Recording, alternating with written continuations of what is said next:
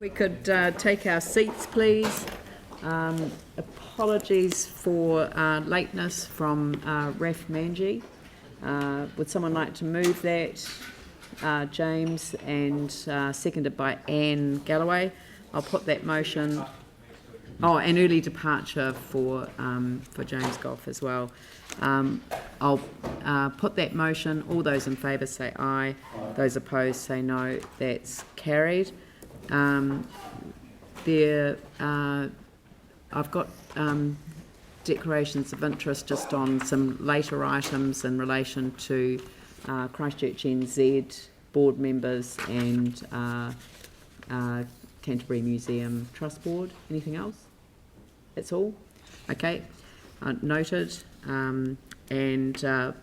Public participation, public forum, there were no public forum presentations and no deputations by appointment. No presentation of petitions. I'd like to move that we resolve to include the supplementary report in the meeting. Lisa Simon, Christchurch School of Gymnastics. Do I have a seconder for that? I'll put Glenn Livingston. All those in favour say aye. Those opposed say no. That's carried. Number of minutes to confirm. I'll move them in block, seconded by Andrew Turner. I'll put that motion. All those in favour say aye. Those opposed say no. That's carried. And now we move on to the installation of public artwork, the Godwits. And if I could hand over to the chair of the Social, Community Development and Housing Committee to introduce the report. Thanks, Leanne. I can be brief because, in fact, the committee made no change to the staff recommendations. I think the photo on page 55 shows it all. And also, like, people will be aware that, in fact, there's going to be 7 Godwits on poles and they'll revolve in the wind, and it's going to be stunningly beautiful. So, and I think what's really important is that the Burwood Coastal Community Board were very supportive of this with their funding, but it also came from the South Brighton Residents Association. So with that in mind, particularly, Glenn or David might like to move this recommendation. Yes, no, I've had prior notice that David East and would like to move it, and Glenn Livingston would like to second it. I think that's appropriate given the nature of this particular issue. David, would you like to speak to it? Yes.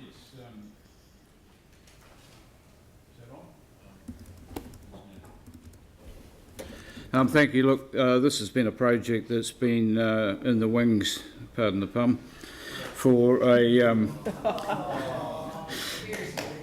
for quite some number of years. And look, we'd sort of thought, well, we'll get it up for the arrival of the Godwits or the departure of the Godwits for a couple of seasons now, but it hasn't quite eventuated. So, look, I'm absolutely delighted today that this project has finally got the green light.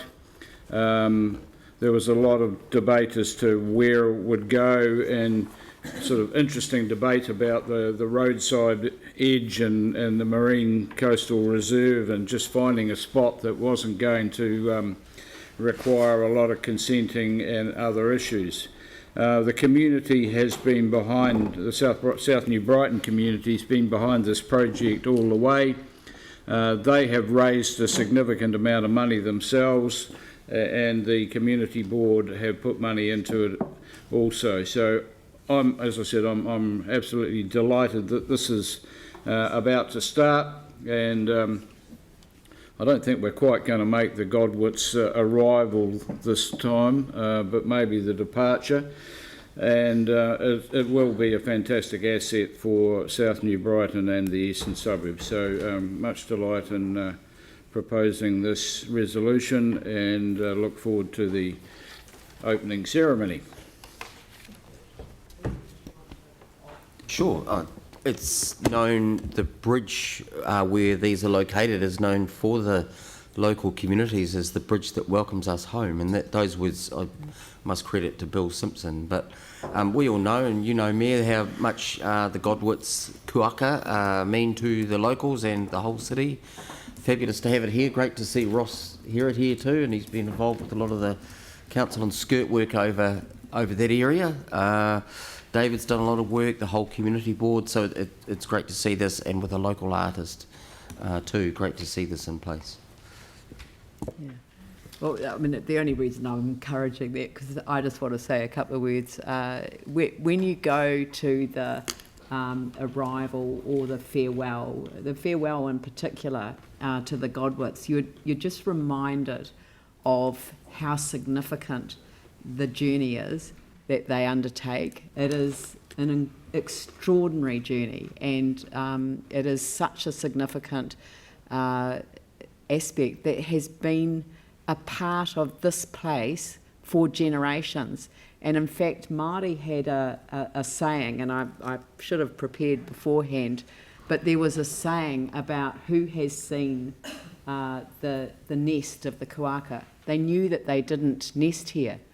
So, this has been happening for generations. It is part of this landscape, the Godwits, and the numbers have reduced. And I have to, again, use this as an opportunity, well, to pay tribute to Andrew Crossland, who is the most incredible source of knowledge. And, you know, I know that the City Council has acknowledged him for the contribution that he makes to our organisation, but to the city as a whole, in terms of his knowledge and experience around particularly the migratory birds in our estuaries, but also to the South Brighton Residents Association and the South Shore Residents Association. South Brighton for their commitment to this piece of public art that becomes part of the gateway to the area,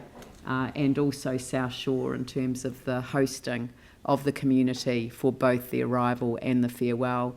What was interesting to me was that in our history, prior to the earthquakes, it was the ringing of the bells, the cathedral, that signalled their arrival and their departure. And I understand that the cathedral is ringing its bells again, and it may well be that we can time that for the arrival and departure again this year. So the arrival this year and the departure next year. But anyway, so the motion's been moved and seconded. We've had our debate, and I'll put the motion. All those in favour say aye. Those opposed say no. That's carried unanimously. Thank you. Move on to the Infrastructure, Transport and Environment Committee, item number 10, cycle facilities and connection improvements, project scope approval. And if I could hand over to Pauline Cotter to introduce the report. Yep, great, thank you. So in May 2018, when the bike share scheme allocated funding was no longer required, this funding was agreed by Council to be allocated to cycle projects to improve existing facilities and connections. And those connections are really bringing in the MCRs into connecting them into the city. Those connections have mysteriously been left out. So as a result, staff have worked up a list of 20 pieces of work in 3 categories. That's accessibility, parking and safety. And you can see that list on page 81. The recommendation is to approve the scope of this project, which will then allow the planning and design work to proceed. Delivery time is expected to be over about 18 months.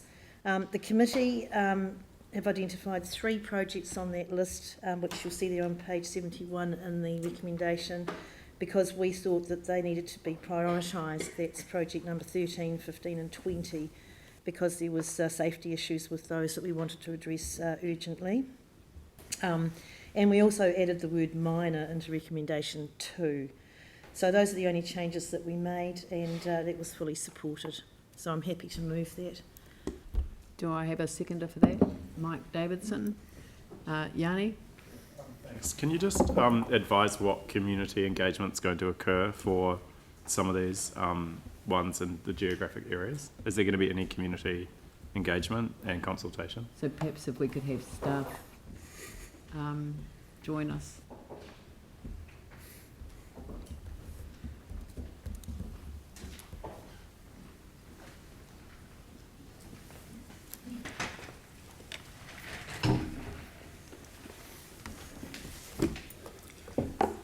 Good morning.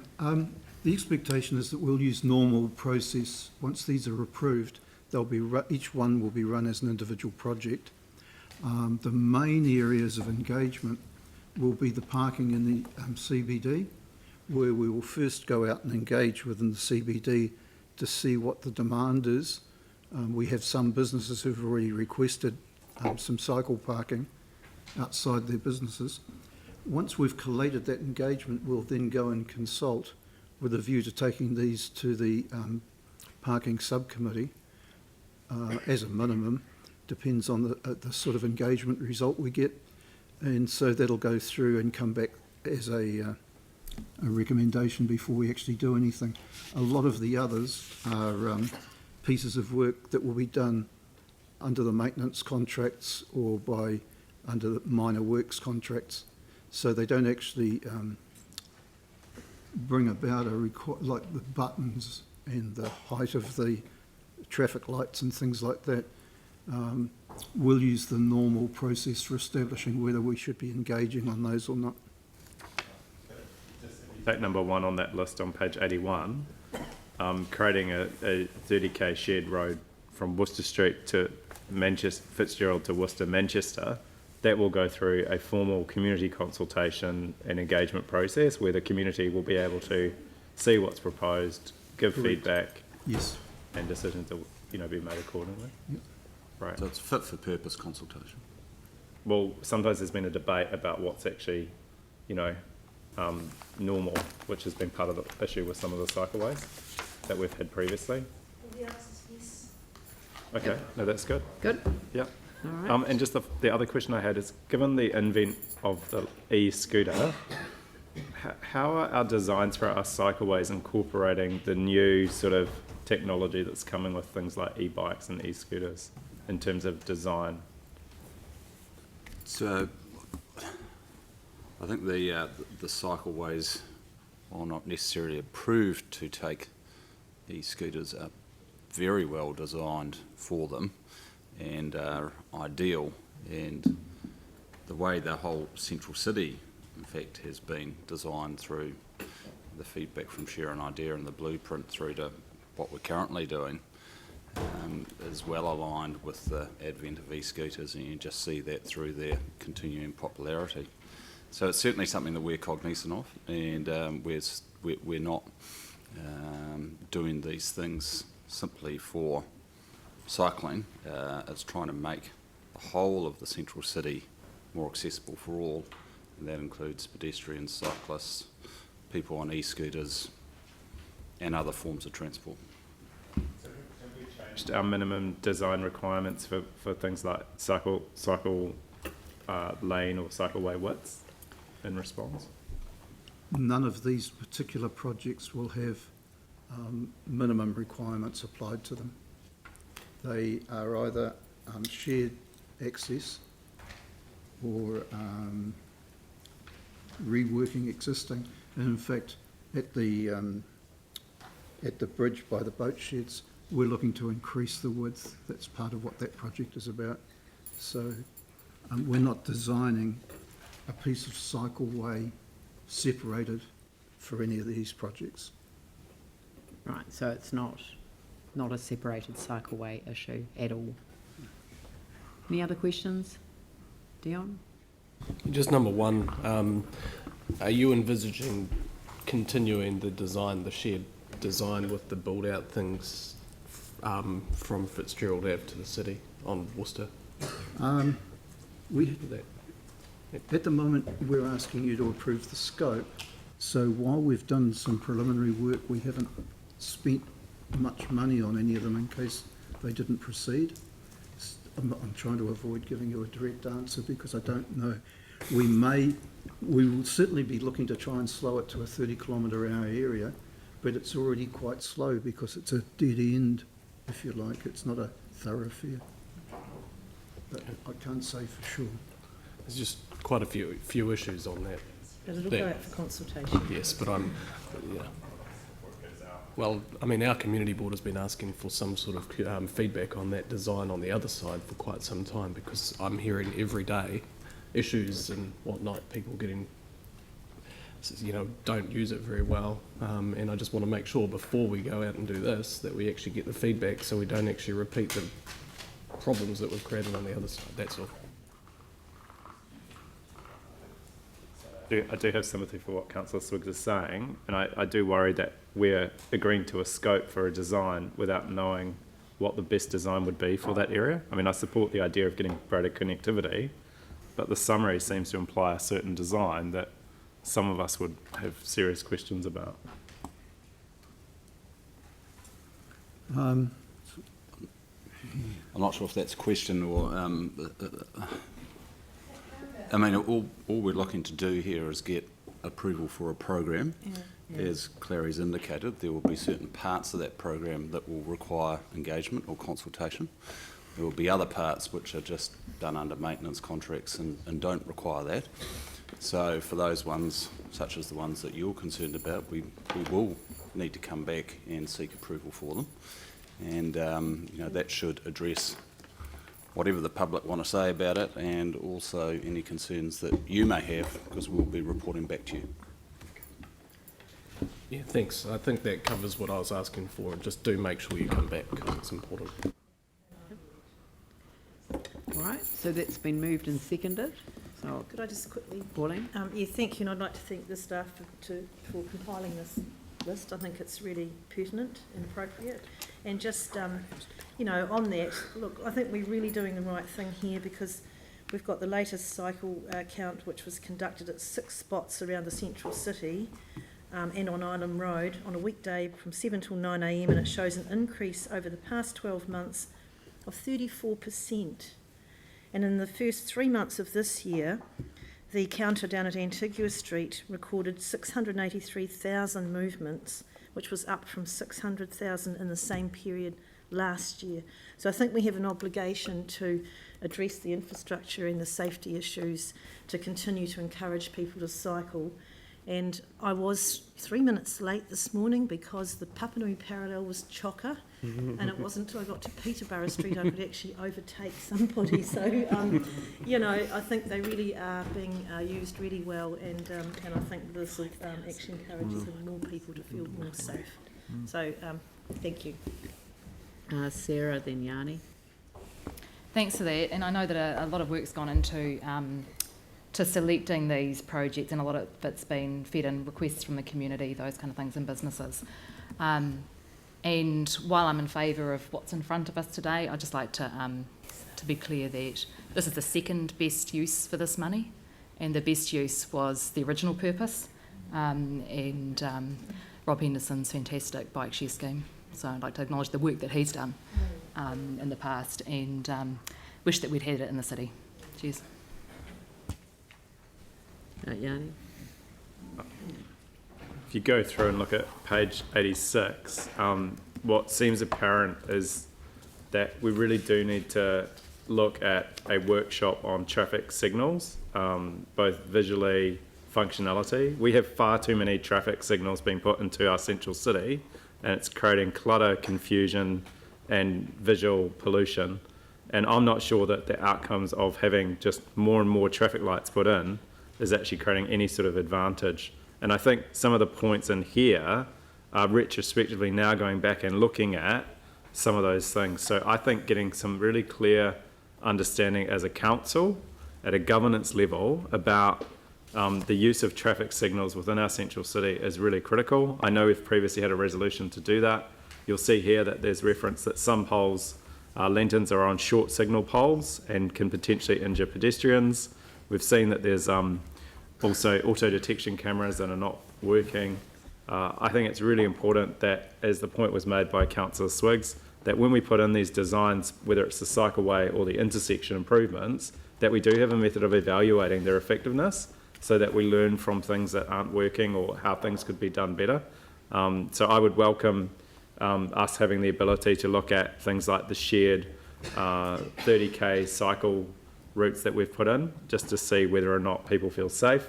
I know we've had all sorts of issues. Worcester Street, for example, and Stanmore Road, the rubbish bin collection creates a huge hazard for people, and there's been numerous CSRs put in about that. So, but look, I welcome this. I think making our city doing these small improvements, continuous improvements, I think is really something that we should be doing, and it is good to see this work being done. I would also just draw your attention to, I think the shared pathway from Ara on Madras to High, I think that's a really critical piece of work. We've got so many people using the Polytech, what's now called Ara, but that's been a long outstanding issue, and it would be really good just to not look at that project just as a cycleway project, but if possible, look at the wider connectivity across Madras Street and also the speed. But yeah, thanks. Very good. Does anyone else want to, Aaron? Yeah, my only problems I had with this at committee level was that it's the funding, as Sarah mentioned, that was originally for a bike share. I think that's a massive opportunity lost for the city. And I support all of the things put forward here, especially the ones around moving the pole heights, because vision impaired people can walk into them quite easily. They're painted black as well, so from side on you can clip your noggin. I do really wish that we had kept that money aside to deliver a bike share program. One of the visions that Rob Henderson had shared originally was around we have to look at bike share as part of our public transport system. You should be getting off a bus and your ticket or metro card then allows you to use a bike share within 30 minutes, so on and so forth, because that then gives the reach of our bus system a lot more. It's an opportunity lost, and so today I'll abstain from voting on this just purely in protest that we're not still supporting a bike share. I think it's a massive opportunity lost, and it kind of goes against our policy right at the top around carbon reduction. Pauline. Thank you. And look, the committee did discuss that as well, and it must be clear that this resolution today will absolutely not exclude a future bike share scheme happening in Christchurch. The reasons why the council do not require the funding anymore is complex, but certainly I know that we will find any way we can to support any other scheme. This does not exclude a bike share scheme. And I just want people to know that I've taken on board the comments today about the Worcester Street, and I think we'll bring that to the ITI committee and have a look at that before we design the next bit, and that Yanni's comments about the traffic lights as well. And actually have a look at the 30Ks and the shared roading spaces to see if they're working too. So I just want to assure people that I've taken that on board. Thank you. Excellent. I'll put that motion. All those in favour say aye. Those opposed say no. That's carried. Thank you. Next one is I'll go straight to the Coastal Burwood Community Board as it's a Part A report. Lease assignment, Christchurch School of Gymnastics, item number 29 on the supplementary agenda. That's come from the Community Board. So I'll just... David, did you want to move this one? Yes, I'll move it. Yep, and Glenn would like to second it. So are there any questions? Vicky? Does this allow for some other possibilities as well as what's envisaged here? We'll direct that one to staff. Well, So, what was the start of the question? Are there or? Would this allow for this lease assignment? I know that there's some other possibilities that are being discussed there that work in with this lease, with this use, but would this lease assignment allow for other possible, quite innovative uses of that building in conjunction with this? It would not preclude it. We'd have to look at those as separate issues. So so the whole lease will go to the trust. If the trust want to sublease that building for other purposes, and I'm aware of one myself, we would have to look at that as a separate request and issue. So we would have to get a business case on that. We'd have to get a sublease request. We would have to then process this much similar to what we're doing with the assignment. Is there a way of making it easier Yeah. for those things to happen. I don't know if you're aware of the same one that I'm aware of, but the one I'm aware of is a very exciting possibility. And I don't want it constrained by anything that we've put in place. It doesn't preclude anything that's happening here, obviously. I suspect Builds what I'm on aware it. of is different to your one, but Is it not not exciting? really because mine's not that exciting. Oh, this one's very exciting, but I don't want to name it in a public meeting before it. Yeah. Yeah, I suppose the only thing you could do is, if we want to be responsive to proposals, you can't really provide for something when you don't know what it is or haven't seen it. But you could give a delegation, say, to staff to be responsive to, or to approve sublease issues. Should we do that? Yeah. Just so that it's easy and not long and complex for other interesting related things to happen around it. Yeah, there's obviously these processes create an issue in trying to deal commercially with other people. If we say no, we've got to write a report, we've got to get approval. So a delegation makes that smoother and easier. Yep. Okay. Let's Okay. do that. Would the mover and the seconder be comfortable with a delegation to staff on subleasing arrangements? Okay, Sarah? Can I just check process-wise with that? All in favour for making things nice and easy and stuff. After the 1st of August, would that decision have been a community board one rather than a council one? So would we be delegating what would effectively be a community board delegation to staff?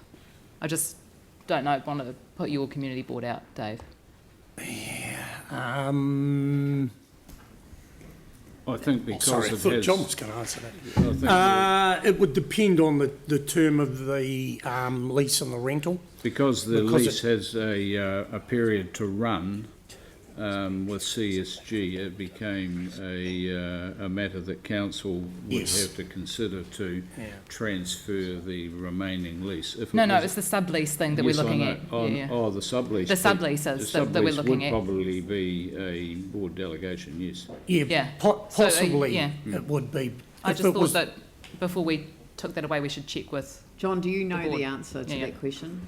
Because I saw you actually slip to the front of the table and... The reason this is in front of council today is because the term exceeds Yeah, 20... no, we understand why it's Yeah. here, but what we're saying is that you know something that's a possibility, not so exciting apparently, and Vicky knows of something that is actually really exciting, and the last thing that this council wants to do is to put any barriers in the way of actually making these things happen.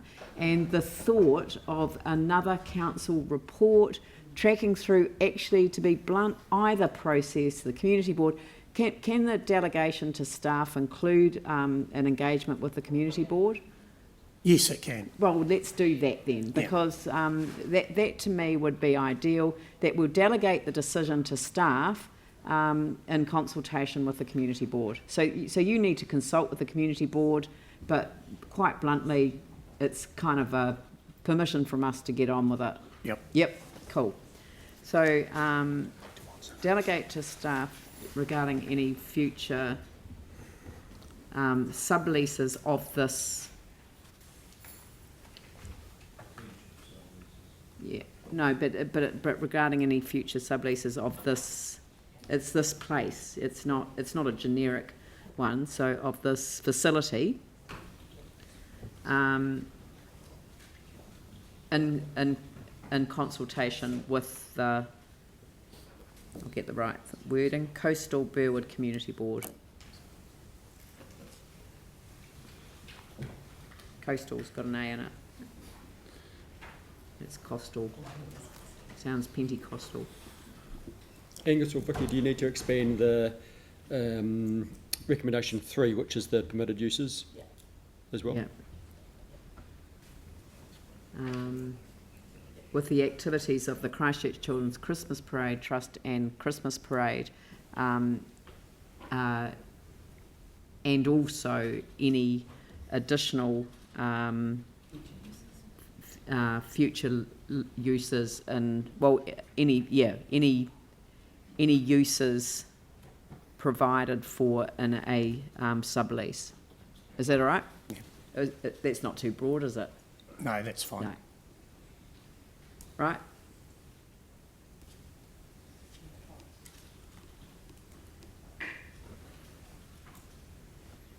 Yep, and can you swap the order of 4 and 5 so that we're delegating that first and then authorising the process? All right? Okay, so any discussion? Sarah? Yeah, I'm in favour of the initial stuff today, but actually I'm not in favour of number 5 and no, it's now number 4.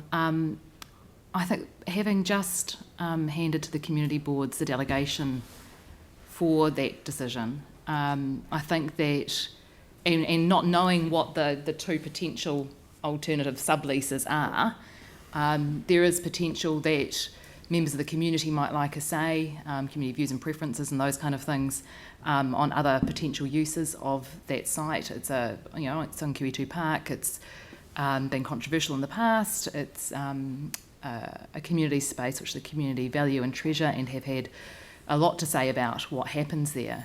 And I think that taking that decision away from the community board where they can take into account those community views and preferences is not the way to go with this particular one. So if you could put number 4 separately, that'd be great. Very good. Any other discussion? Yanni, then Glenn.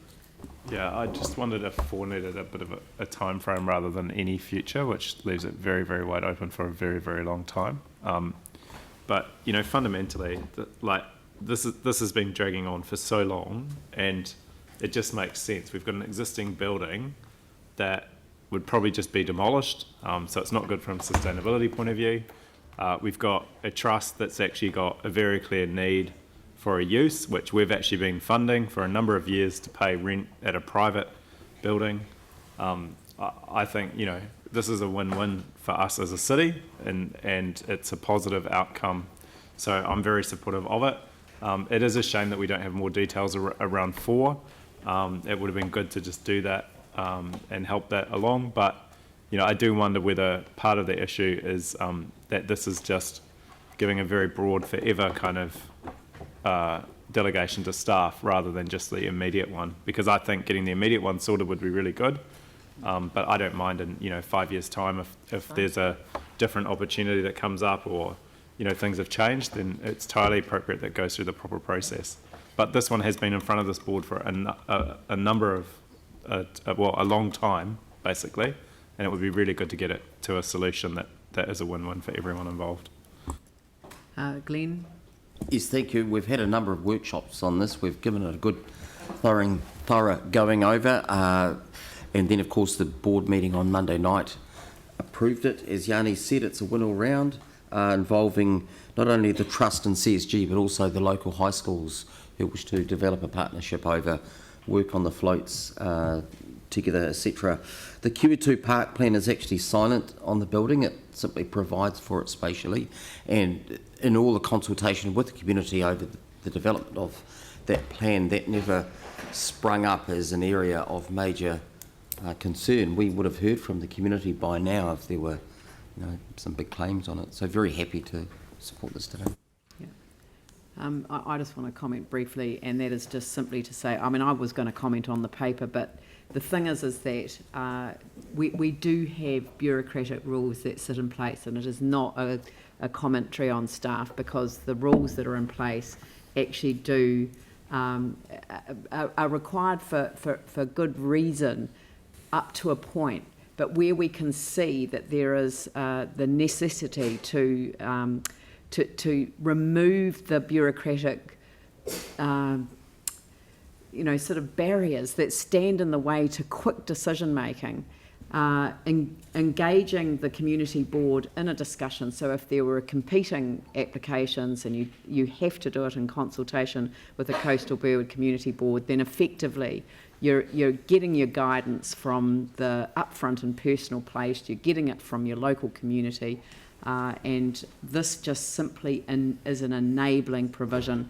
I took the word future out of the clause, because it's not necessary to meet the objectives, as Yanni said in his comment. I've taken the word future out.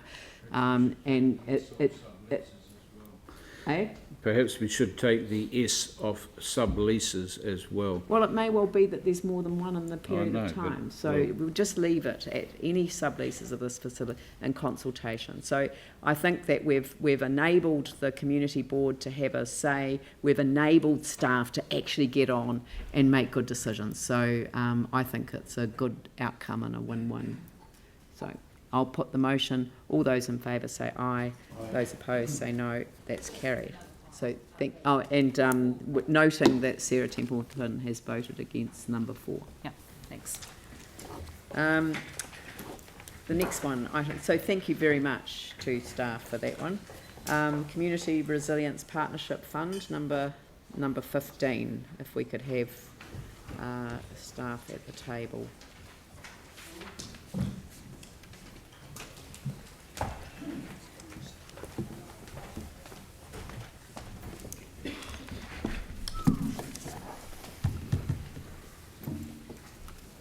All right. Now, this one didn't go through a community, so do we have any questions for staff on this one? Dion? On the city mission application, can I get an understanding of why that's gone up from 70,000 that is currently being provided to 100,000? Yep.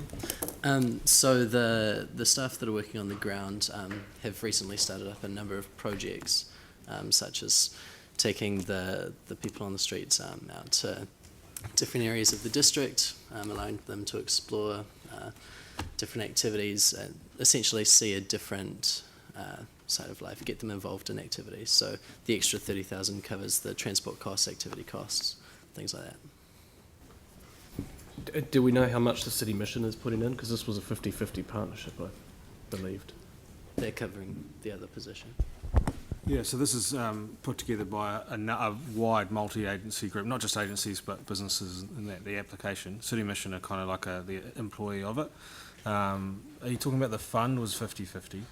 Or I was under the for this when we first made it happen. It was the city mission was funding 70,000 for what their worker, and we were funding 70,000 for another worker. I just want to understand, has that changed?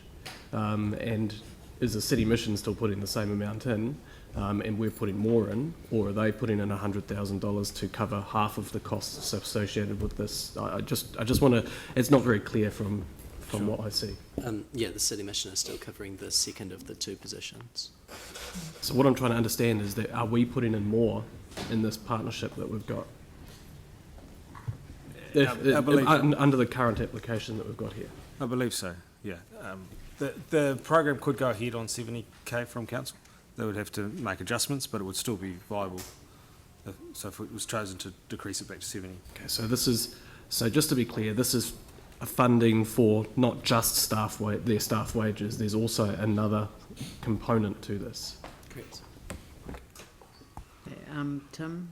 Ian? Thank you. Is this program concentrating on the central city or the city?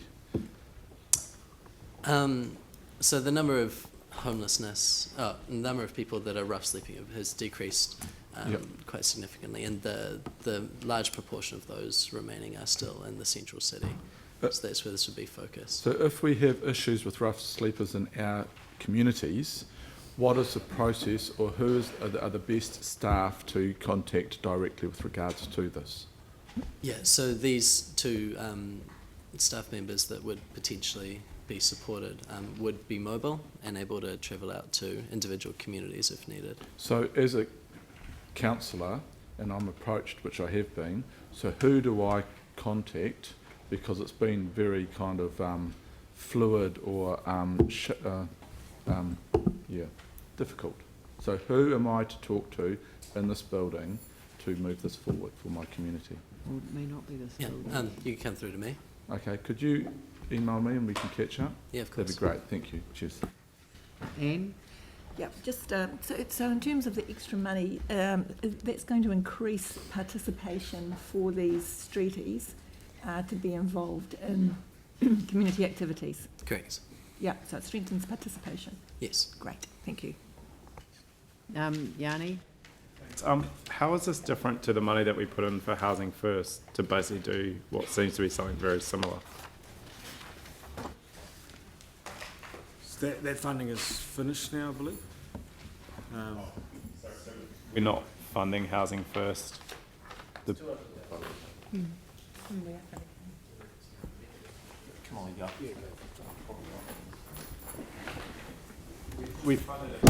Look, Councillor Johansson, in order to answer that question, we'll have to go back, talk to our lead contact on Housing First and prepare an answer. I don't think we're briefed and able to be able to give you a full answer. Essentially, Housing First is working with a number of people within the city and a number of stakeholders and agency, trying to get people into housing. When they fall out of housing again, getting them back into housing. We are not the experts on the aims and successes of that. This is a broader approach as described. At this stage, we probably can't give you more information than that. Seems exactly the same of what we've previously funded to a different organisation. So, I mean, I'm just getting confused. No, we have funded the two separately, but I mean, the question is where did the funding for the first year of this come from? The funding for the first year of this came off from one-off application to the Capital Endowment Fund, which was before the council made decisions on the scope, the eligibility, and the process for the use of that fund. So it was a previous Capital Endowment Fund. So that was the initial 70,000. Yes, it was. So why is it being promoted for this fund when the Housing First one was promoted out of this fund? The Housing First came from, again, the Community Resilience Fund. Yeah. It has been applied for under this fund because we feel it is probably the best fund for the purpose. Possibly another fund could be the Strengthening Communities Fund. The next applications for the Strengthening Communities Fund are open in March. The Strengthening Communities Fund is heavily oversubscribed, and council are just about to workshop on some decision-making processes from that. It probably should also be noted that the Strengthening Communities Fund does, for this year, and it's the last time it does it, allocate $750,000 to the Community Resilience Fund. So if you like, the Strengthening Communities Fund is contributing to this, albeit in an indirect way. Is this fund still being matched by central government, dollar for dollar? Yes, it is. Right.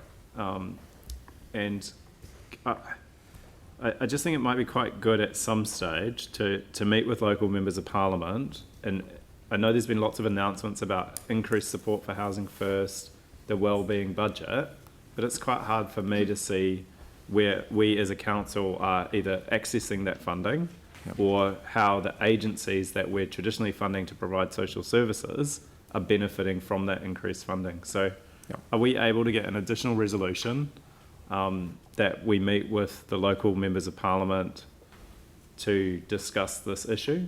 Because I think, I mean, for some of us, we're seeing areas like Phillipstown, which have got a huge social issue now that, 5 years ago it didn't, and yet we've invested more than we've ever invested in these issues. So something's not working, and it would be really good to try and get a more holistic approach. Was that a... Well, can we how are we engaging with central government on the response to these social issues? Again, that's a large and complex question, which I would wish to go back and discuss and bring a comprehensive answer to you. What I can say is that the initial approach which led to this recommendation was a multi-stakeholder planning process, and Councillor Galloway was leading Council's involvement in that, to come up with a number of initiatives, a complete response. My understanding is that members of Parliament and all agencies were aware of this. So it's based on sound rationale. A larger update, I'm unable to give you here. It's a much larger question. Look, I actually think that it's not an appropriate suggestion that council meet with local members of Parliament regarding this. Yep. This is an application to a funding scheme that was set up jointly with the Minister of Health. So it's actually a government issue, not a local member of Parliament issue. I think sometimes councillors get a bit carried away with the influence of members of Parliament in terms of government decision making. It's not, the members of Parliament from a range of different parties don't necessarily sit, they don't sit around the cabinet table. They're not part of the decision making process. So what I would rather that we did was that we actually establish a basis for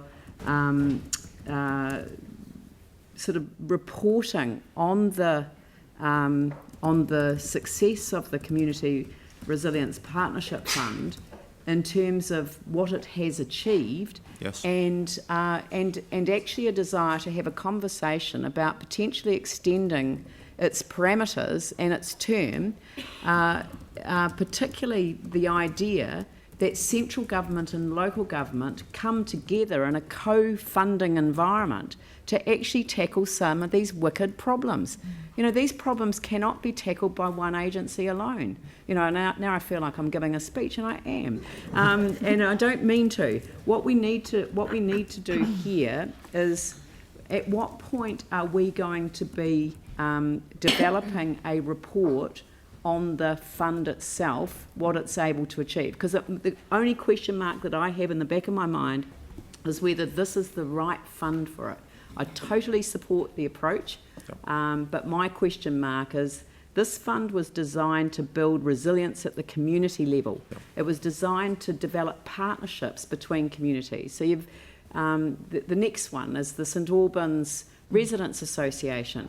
It is specifically for developing the capacity within that community to self-activate. It is not about council employing staff or the Methodist Mission employing staff and going in and fixing problems or connecting people to services. It's actually about enabling the community to activate itself, and that's where I don't see necessarily the connection with this fund for the Christchurch City Mission application. Leanne, a recommendation could be that officers engage with the funding working group to determine the terms of reference for a report on this fund to be brought back to the incoming council.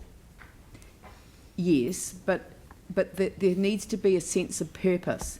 Yep. The only point in doing that is actually to facilitate a further conversation with central government about the success of a co-funding arrangement on intractable problems. And I got that wrong. Wicked problems is probably easier. Yep. Yeah. So I had Anne and then I had Phil.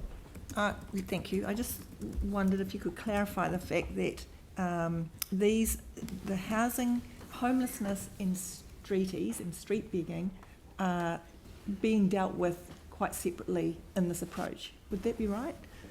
What's the funding? Yeah, I mean, in terms of the Our People, which is the 6-point strategy that was developed by over 40 organisations, that specifically ties to street begging, rough sleeping, and antisocial behaviours. And it's separate. So it's quite a specific, it seems like it's a very specific targeted community that we're talking about. Correct. Yeah. Thank you. Because I'm needing help with this phrasing, What is the name of the group that makes recommendations for acceptance or otherwise of each application? The psychosocial governance group. The Psychosocial social Governance group. governance group. And they approve this application. Correct. Okay, thank you. Okay, Phil, you were next. Thank you. I have had some questions of clarification and still have, thank you. So just to be clear, John, I just wanted to ask you, the Housing First program, which clearly deals with people's housing needs, that application came to the Community Resilience Partnership Fund, is it? Yes. Yes, it did. And clearly the emphasis of what's being requested here by the City Mission is really about community activities for people who need encouragement to actually go out and do things so that they can become part of their community. Is that how staff would see it? Yeah, I mean, it's that and more, I would say. Yes. It's also dealing with substance abuse and other and that's behavioural issues. And so that's where you would see the Ministry of Health, mental health part of the substance addiction funding coming in to complement the project. Yes, and in responding, I suppose, in part to the other point about how it should be also community driven, this is a very unique population group that often isn't able to drive itself to social outcomes, which is why this interagency group has seen the value in going through the City Mission. And would it be fair to say that with many of the other Community Resilience Partnership funds that are applied for, that in fact there's a enabling and leadership component to the funding to the other programs we have supported? I'd say that's very accurate. Sorry? Yes. It Yes. is. There's usually some provider leading a wider group, just as in this case. Yeah, and usually in those cases there is a group that leads those sectors to those benefits. It's just a unique situation in this case. Thank you.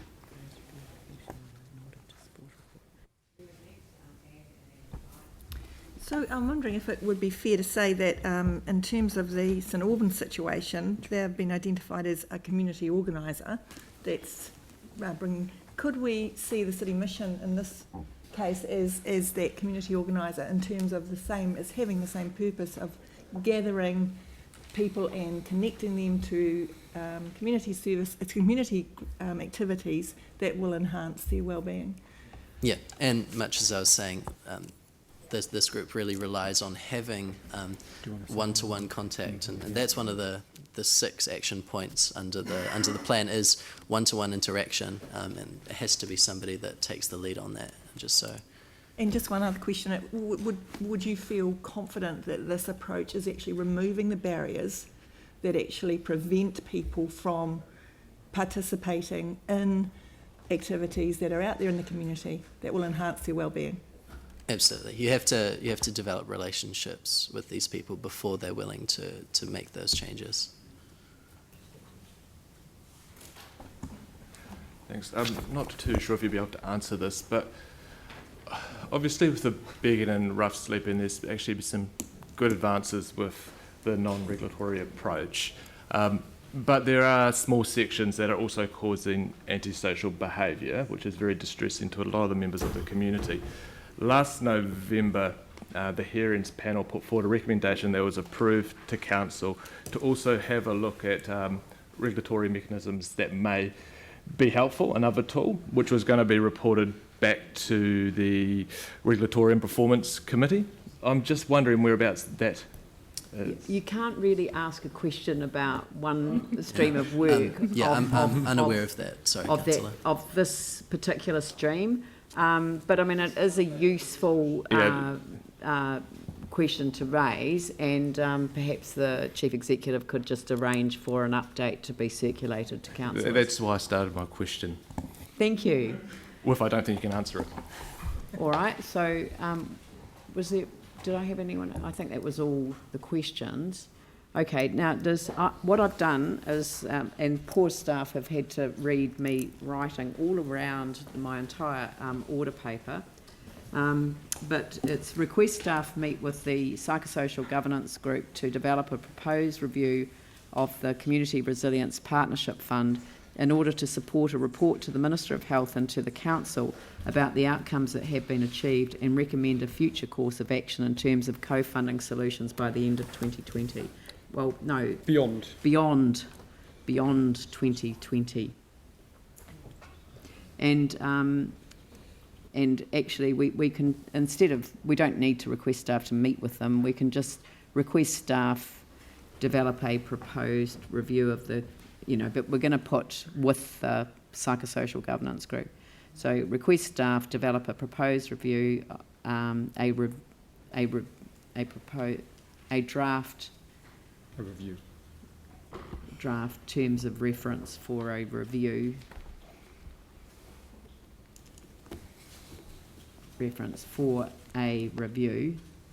And then take out the proposed of the community, and then add in there with the psychosocial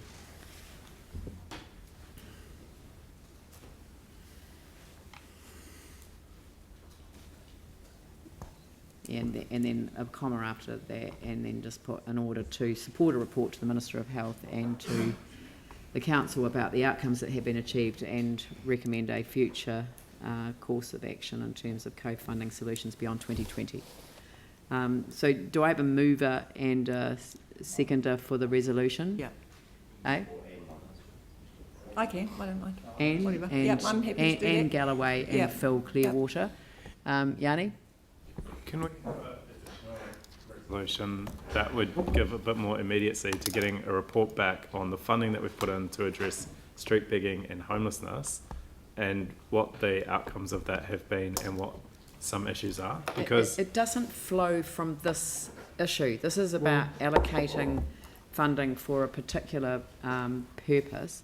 I mean, the trouble is that we're talking about two separate funding decisions, and they both come from two different sources, and now they're coming from the same source. So, okay, I'll take it up separately in a different issue. But when we come to debate, I want to. Yeah, but the thing is that I would like that done, but we're creating a challenging environment for staff, and with a relatively short space of time ahead of us, and I'd rather get that into a proper reviewing function and a sort of a performance function, and it's probably an item that could be addressed by the Social Community Housing and Development Fund, that you guys could put it on your agenda. You could ask for staff to do that. I want to really see, the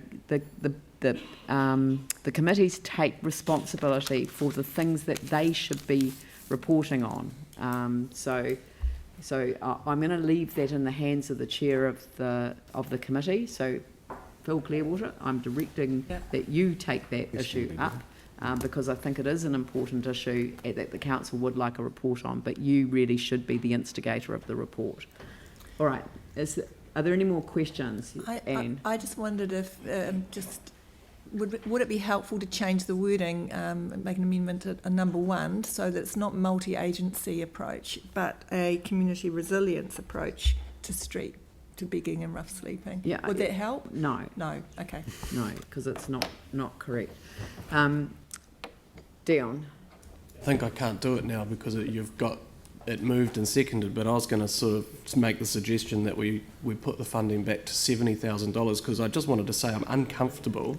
I can't, I know it's moved and seconded. You can move I can still move an amendment though, I suppose, because I'm just uncomfortable.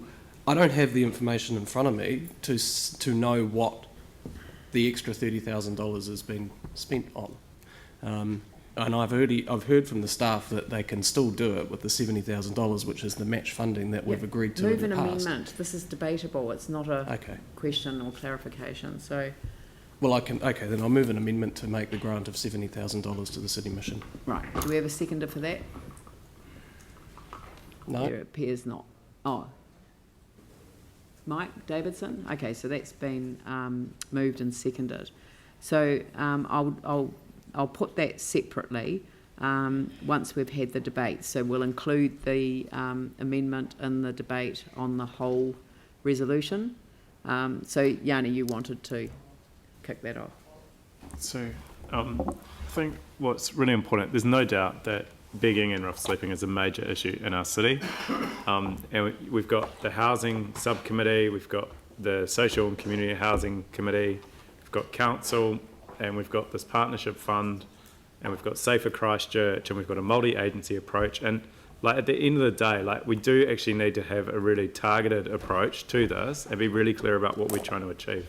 My biggest concern is we're simply funding someone to refer people to agencies and services that are not at the capacity they need to be to deal with the demand. And so, although over the last 2 years or 3 years we've been funding a number of these initiatives, in some parts of the city the problem is getting worse, way worse. Like places like Phillipstown, through a kind of unfortunate series of uncoordinated actions by mainly central government, you've ended up changing entire characteristics of neighbourhoods through policy decisions and other decisions. So, you know, I think as a city, the point that Councillor Scanget raised is correct. You know, this isn't just about the central city. This has to be seen about the whole city, and just alienating an area to solve a problem in one area doesn't actually address the problem. So I think fundamentally what we do need to do is actually go to central government and really make a clear case about what the demands are and what the gaps are in the service delivery. Because my understanding from the presentation we've had at the Housing Committee is that we've got a huge increase in demand and still a struggle to get basic central government services help for the people that actually need it, which just means we end up spending more money on band-aid solutions rather than fixing the problem. So I will support this because it is an important thing to support, but we do need a much more coordinated approach, and we do need greater visibility about what we're trying to address and how it's being addressed with central government. Phil, Tim and Sarah. I think that as this is a funding... And I'll take you at the end because you're closing the debate. So. As this is a funding application coming to council, that's what it should be per se. Of course there's big social issues right across the city and the country and the world, but this is an application for some of the poorest people, to have a program for some of the poorest people in our city, and people who actually at times do want to engage and do want to make progress with their lives, and that's what I think we should be strongly supporting. And there seems to be a bit of a misunderstanding between the concepts of community development and a social service. Clearly, this is a way, there are enablers leading this through the city mission, but it is a way of engaging with people who are called rough sleepers or people who are begging, so that in fact they are able to make progress in their lives too. These people are part of our community. So, and often we might walk past them, but in fact there's a whole community component here which is really, really important. So, and the other community alongside these people, of course, is our business community, who we want to support so that the whole city thrives and progresses. So these people often ask for help, and this is what this particular program will do. I'm impressed that in fact the whole funding for Housing First, which has been hugely successful, that also came from this fund, the Community Resilience Partnership Fund. And with this group now, who this program will address, if ever there was a mental health component, this is it. It really fits this fund.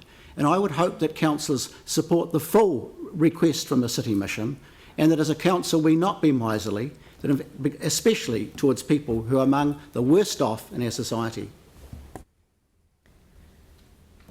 Thank you. Tim. Thank you. I think I'm going to support this without question. I mean, it is something that's really been an issue for a lot of communities, and it affects different communities in different ways.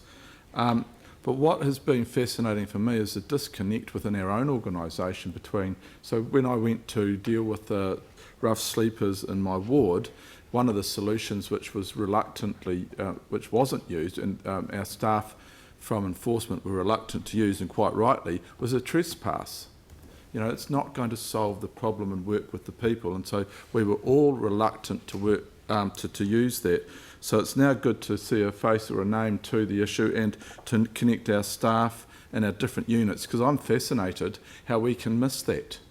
Here we are discussing an issue which is real, and our own units aren't connecting. So it would be good to sit with our units and get that relationship better so we can move forward, but also with Housing First and central government. I'm not sure, I have no idea how that's going to work, but it has to, because at the moment it's not. So I'm going to support this in the hope that we will move forward to work with these individuals, because we use the term, you know, rough sleepers, etc., but each individual, as I've discovered, have their own unique circumstance. Some are substance abuse, some are mental, some are, you know, they have animals that are really important to them and more important than your own usual pet for whatever reason. So these are really important issues. They are really difficult, but I hope that we can move forward now that certainly in my area we've got a face to a name and other units. So thank you. Sarah? Thank you. I share Leanne's concerns that this may not be the right fund, but the project is worth funding at some level for two key reasons. Firstly is the obligation that we have as a city to look out for our most vulnerable, and my colleagues have talked about that already, including the lack of central government resourcing for it. But the other important reason is that it talks to how other residents feel about our central city when they come in. One thing we hear a lot from residents and businesses in the central city is that they have concerns about the number of rough sleepers and beggars on the streets. There's a measure of discomfort at both the inequality and the antisocial behaviours at times. But the reality is that for us to answer their calls to do something about it, we do need to invest in some funding to do so. Glenn? Thank you. Just differentiation over two streams of work at play. So with Housing First, that is about attending to chronic homeless. So as it says, long-term homelessness, that involves various government agencies, with council chairing that champions group. With the Our People program, that's a different stream of work altogether, also involving government agencies, and Anne has put a lot of work into that. Those who are on the street may present as if they are homeless, but not necessarily so. So that was the Hamilton experience with their Housing First program. When it came to street begging, they actually found those begging on the street weren't homeless. So I think that they may present the same way, but not necessarily the same. I take the points about the fit of the fund to this project. I guess because of what the perceived nature of what we are talking about today is, this is not a gathered community as such, but scattered, but still a community all the same.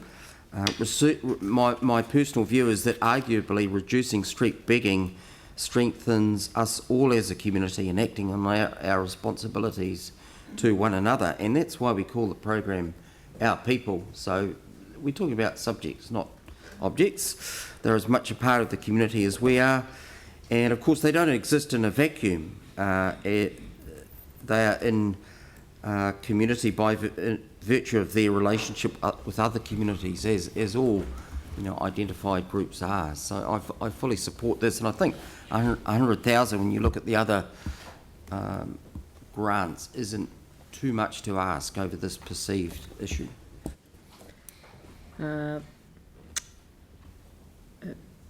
Pauline. Thank you. I'm going to speak on something very different. I'm going to speak about the St Albans. I was going to do that. So was I. We've overlooked the fact that that's the most important. I just think that this is, if you're talking about developing capacity to self-activate, this group is a leading example of self-activation and resilience and survival. Having lost their centre in 2010, they've been floating around for a long time. They did have a transitional one room for a while, but that's been gone, and they're working from the local tennis club now. But it doesn't stop them. They're very, very active, and they've actually got developed their own strategic plan for the community with 20 projects that are community-led. They're not going to happen overnight, but they are happening slowly. So they're a wonderful example of community activation. They, as I said, they're brilliant at initiating community activities. They get out there, they've got their own barbecue, they organise community plantings, clean-ups. They'll be organising a candidates debate for the election this year, as they have done previously. And they've also got their incredibly successful and well-read St Albans News that they put out bi-monthly, 7,000 copies every 2 months. So as I said, they're an incredible example of resilience, and they're preparing a project to coordinate and connect other groups in their area to help them locate areas to meet and to reach out and support other groups and to work with other groups, and I think that's incredibly important too. So this is a group who knows their community well, very well, and they're always ready to reach out and help others. They're also very good at raising their own funds, and I think that's a really good heads up to them. So I'm really pleased to see this application be recommended today. Dion. Yeah, I was going to say something about the St Albans Residents Association as well. I thought that's a really good use, and they're a really good community, getting on with a lot of stuff and being able to help them to, to actually get that community organised even further, especially with the challenges that they're going to face over the next few years with the changing of traffic patterns and other things that's happening in that community. But yeah, the other one, the City Mission, I've just had a few snide comments in my ear about that I don't support, people in my own ward. I take exception to that. I do. And this is important. These people are so on the bones of their backsides. And I'm really proud of the city for everything that we have done to support these people. The question about the money is I don't personally feel I've got the information in front of me to increase the funding from $70,000 that we agreed to a year ago, and we agreed to fund this on the proviso that we were funding one FTE, the City Mission would fund another FTE, and the other multi-agencies involved in this would fund the other activities. That's what I agreed to, and I still support that 100%. I agree with what Councillor Johansson has said, that we need to get on top of this a little bit more. These people need us. I've been out and slept with them on the streets. I've done a whole lot of work. We've got somebody in our community board who does it for free. Every Tuesday makes a barbecue out on the Margaret Mayhew. There are some incredible people out there helping these people, but we need to not just be firing money at it all over the place. We need to actually get everybody, and this multi-agency approach has started doing this. But the reason that I don't support the $100,000 is because I do not have the information in front of me to put the increase. I'd like to, if I knew exactly what it was going to, but I just don't feel like I do, which is why I've made that amendment to $70,000. But I am proud of our city in the way we're treating these people who are disenfranchised, especially the Māori in our communities.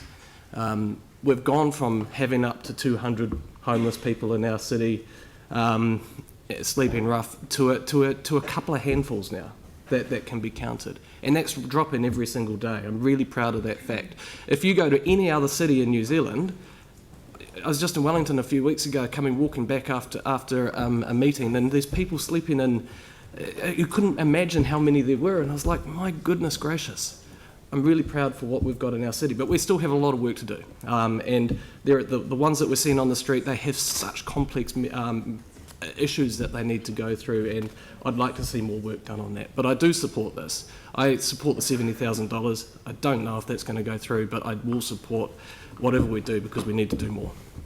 Mike. Thank you. I'd like to acknowledge Councillor Swiggs and the work he has done within the Central Ward. He's a very caring councillor and he's done some great stuff. I seconded his amendment because I also agree. I think there's just a little bit of lack of information in that report to show that where that increases come from. And this is what concerns me, I guess, because I support what we're trying to achieve and we're doing a great job with the non-regulatory approach. But if we keep taking the financial role from other agencies, then it will keep creeping up and up and up. And where does it stop? So that's why I seconded Councillor Swig's amendment, and I'll be supporting it. If that doesn't go through, I will be supporting the main substantive, but because I think it is the right thing to do. Pauline beat me to the gun with St Albans Residents Association. I think it's a fantastic residents association that does some marvellous work within the St Albans area, and they're under a lot of pressure, obviously, with the transport infrastructure that's been built around them, which is going to divide the community. So very, very supportive of that.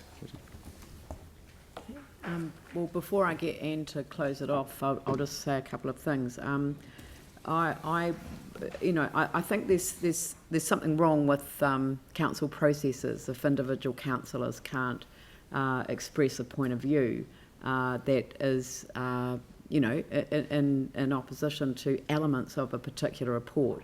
So I think that it is really important that we respect people's right to develop and share their opinions around the table. The report is lacking in terms of advice as to why the amount was increased from 70,000 to 100,000, but we have had advice from staff today that it is because there are additional elements that are being offered within the package.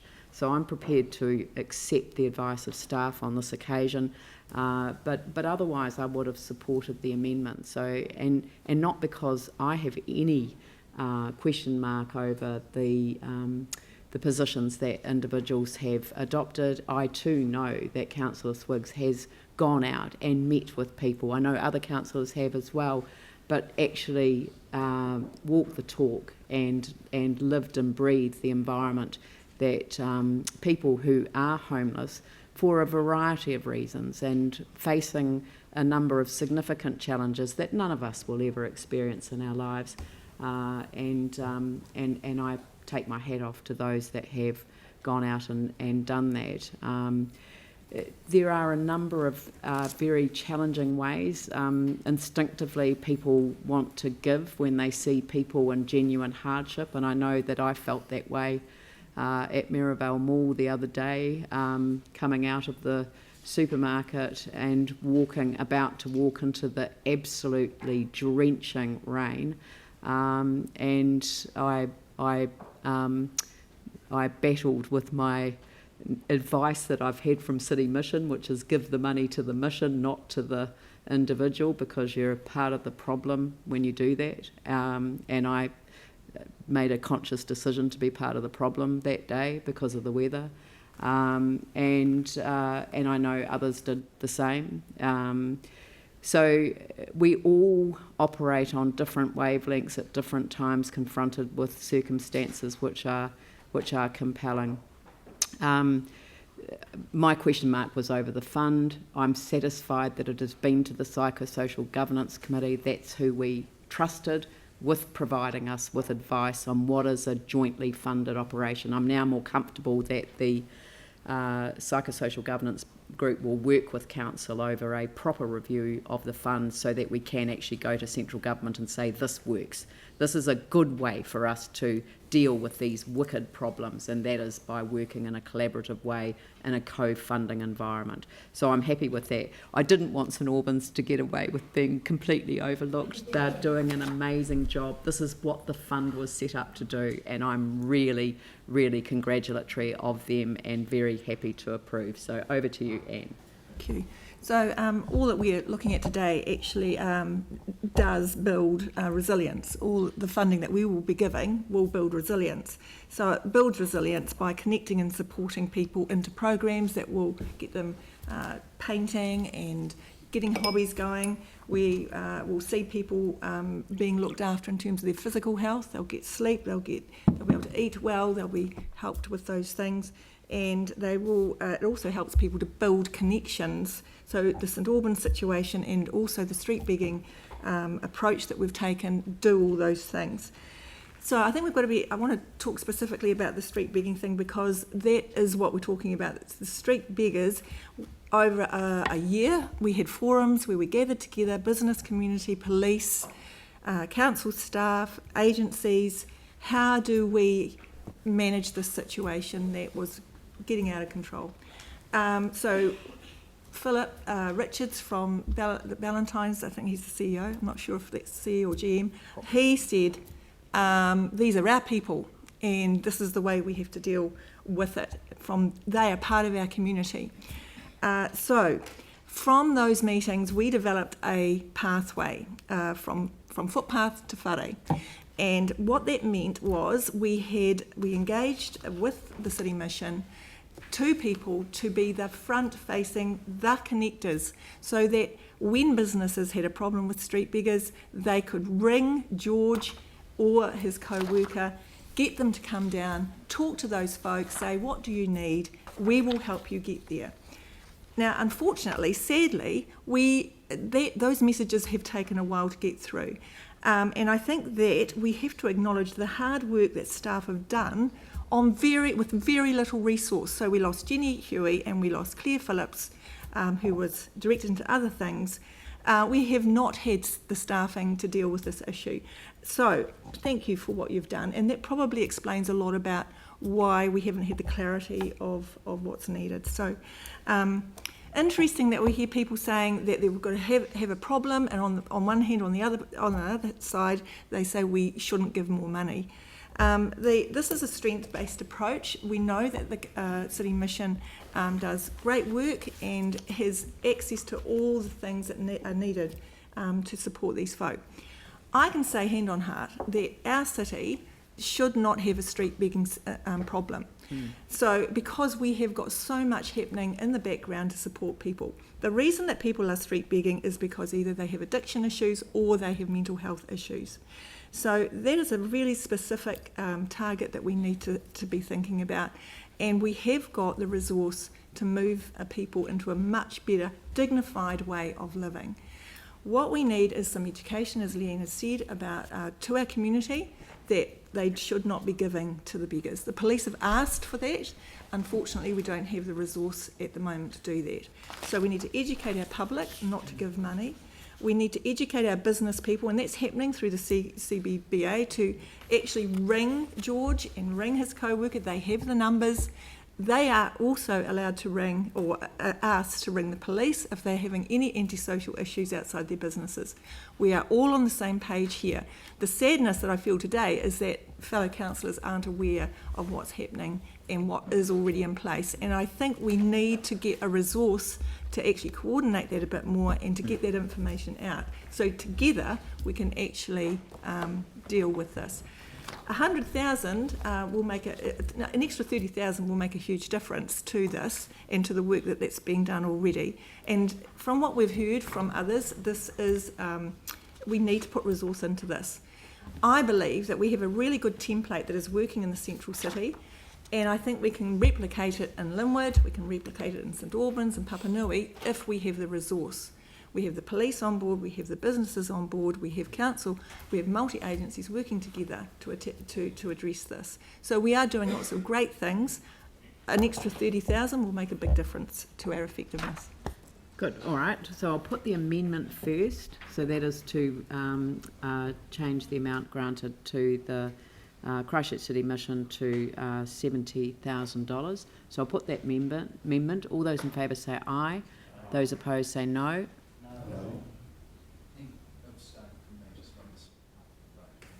Okay, so sorry, because I was not thinking. Who voted for the amendment? Yes, I know it's lost, but do you want to have your votes recorded? No? Okay, so we'll just leave that. It was lost. And so I'll now put the resolution. All those in favour say aye. Those opposed say no. That's carried. Thank you very much. Oh, and abstention from James. Right. So we'll move on to the last item on the agenda in this part of the meeting, Central City Residential Development Mechanisms and Incentives. If we could have staff. Do you want to just introduce the report? I mean, it's just simply saying that you're not in a position to report, so I don't know whether... Shall we take it as read? Yeah, I think we'll take it as read. I mean, the staff recommendation is that we receive the update, and it doesn't seem to me that we need to hold up the meeting. Would someone like to move it? James, seconded by Dion. Any discussion? I'll put the motion. All those in favour say aye. Those opposed say no. That's carried. Thank you. That was really good and helpful and a great presentation. Thank you. So the next resolution is to exclude the public, which I will move, and we're allowing, we've got Anna Alphick from Christchurch NZ, Karina Finney of Christchurch NZ and Chris Minton of VBase to remain for the particular items that they have expertise on. And so I'll move that, and it'll be seconded by Andrew, and I'll put that motion. All those in favour say aye. Those opposed say no. No, that's recorded against Jani Johansson. Did anyone else vote against it? That's carried. Thank you very much. Right.